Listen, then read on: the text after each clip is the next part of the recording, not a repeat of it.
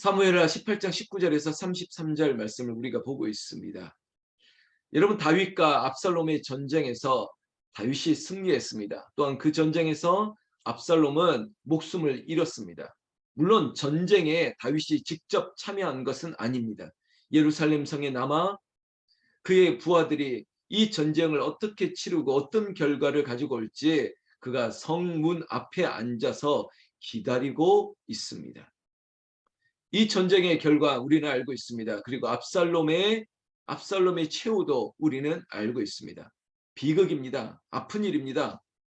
그러나 전쟁에 참여했던 군사들에게는 어쩔 수 없습니다. 이 전쟁에 이겼다라고 하는 승전보, 이 기쁨이 그들에게는 가득한 상태, 하루라도 아니 한시라도 다윗 왕에게 이 사실을 전해줘야 되는 의무도 있는 것이죠.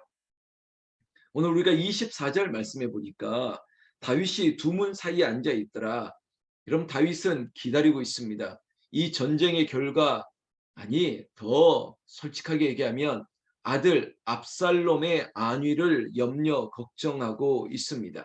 그래서 기다리는 거예요. 누가복음 15장에 있는 마치 탕자의 아버지가 아들이 언제 나오나 기다리고 있는 모습처럼 이 아버지 다윗도 압살롬이 어떤 아들입니까? 아버지 당시 자신을 죽이려고 했습니다. 아버지 자리를 찬탈하려고 했던 나쁜 아들입니다.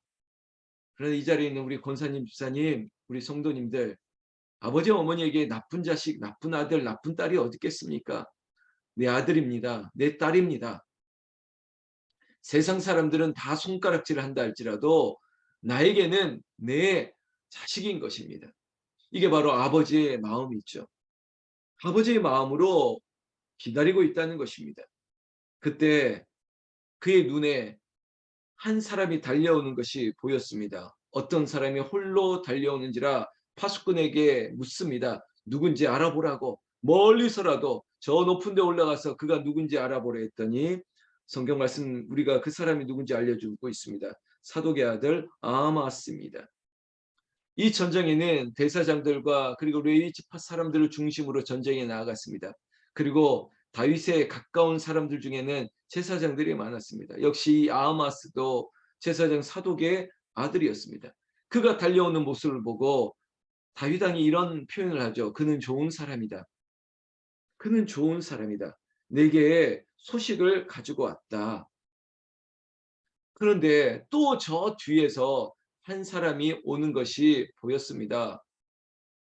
그가 누군지 모르겠지만 그도 소식을 들고 오는 것이죠. 먼저 도착한 아하마스부터 왕께 이제는 이 전쟁의 소식을 전하고 있습니다. 28절 말씀. 아하마스가 외쳐 왕께 아뢰되 샬롬 평강하옵소서 하고 왕 앞에서 얼굴을 땅에 대고 절하여 이르되 왕의 하나님 여호와를 찬양하리로소이다.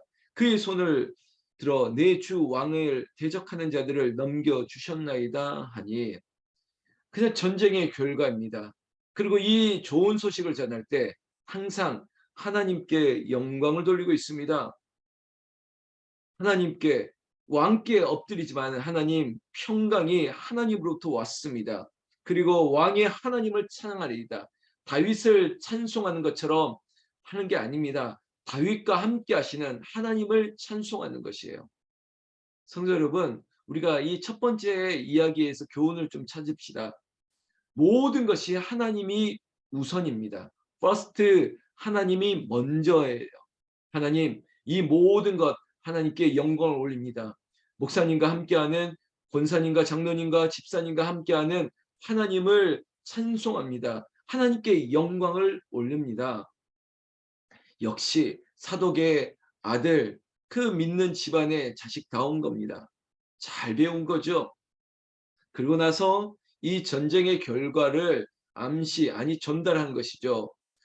우리 왕을 대적하는 모든 자들이 하나님 손에 넘겨졌다라고요. 그때 29절에 다윗 왕이 정말 듣고 싶은 소식이 있었습니다. 누굽니까? 아들 압살롬의 이야기죠. 왕이 이르되 젊은 압살롬은 잘 있느냐? 아마스가 대답하되 요압이 왕의 종 나를 보낼 때 크게 소동한 것을 보았사오니 무슨 일인지 알지 못하였나 하니, 왕이여, 이 전쟁의 승전보는 내가 전할 수 있으나 압살롬의 안위에 대해서는 내가 들은 게 없습니다. 그저 큰 소동이 일어났다고는 하나 그에 대한 결과가 어떤지 잘 모르겠습니다. 이렇게 가름하고 있는 것이죠. 여러분, 질문 한번 해봐야죠. 정말 모르고 있을까요? 마치 병원에서 진단을 내리는데, 정밀 검사라고 진단을 내리는데 잠깐 환자는 밖에 나가 있으라 하고 보호자만 들어오라고 했습니다. 그리고 보호자에게 그 사실을 다 설명했습니다. 말기암입니다. 이제 2개월 정도도 못 넘길 것 같습니다. 이런 구체적인 얘기를 다 들었습니다. 보호자는.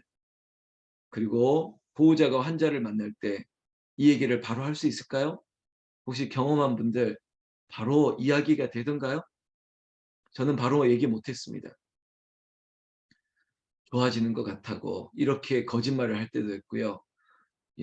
치료하면 나을 것 같다고 막 이런 얘기로 그렇게 거짓말, 이게 선의의 거짓말 같은, 환자를 염려하고 걱정하기 때문에 그렇게 둘러 말할 때도 있습니다.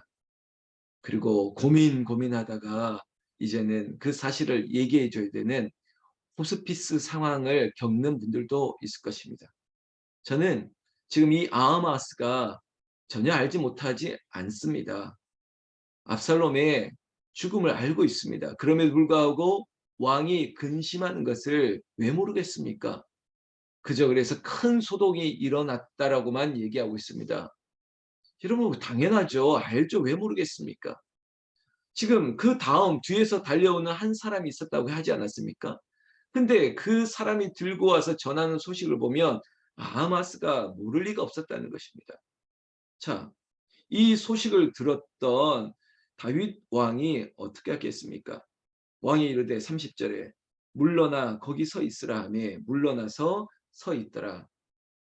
여러분, 다윗 왕도 느꼈을 겁니다. 알고는 있으나 얘기하지 않는 거. 정말 이신전심 아닙니까? 정말 알고 있는데 얘기 안 하는 겁니다. 제가 이런 얘기 할 말 하한이라고, 할 말 많아도 하지 않을 때가 있습니다.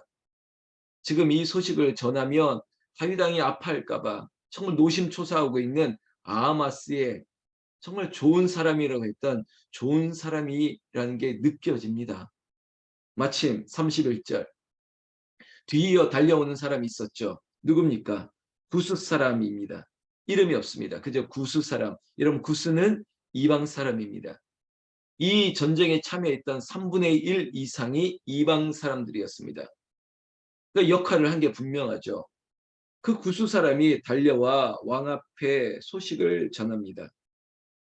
아랠 소식이 있나이다 라고 얘기하면서 31절 후반절에 여호와께서 오늘 왕을 대적하던 모든 원수를 갚으셨나이다 하니, 여러분, 이 보고를 보더라도 앞에 있었던 아하마스와 이 구스 사람은 제가 가끔 쓰는 표현 결이 다르지 않습니까? 아하마스 이 제사장의 아들은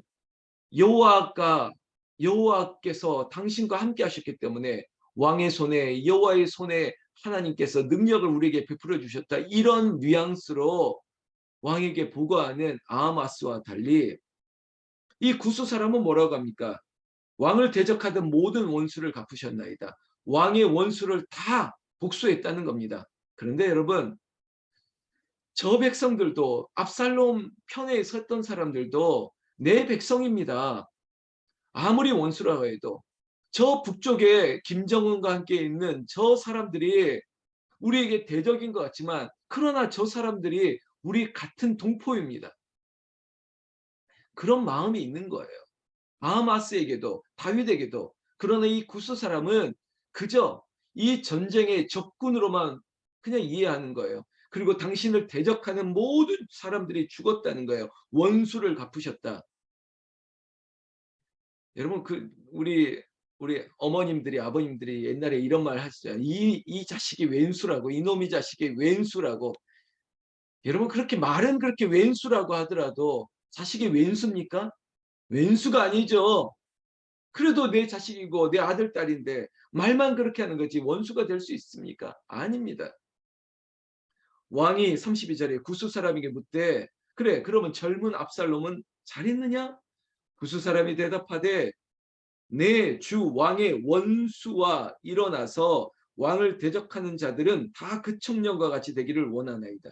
여전히 구스 사람은 어쩌면 뭐 잘못한 거 없습니다.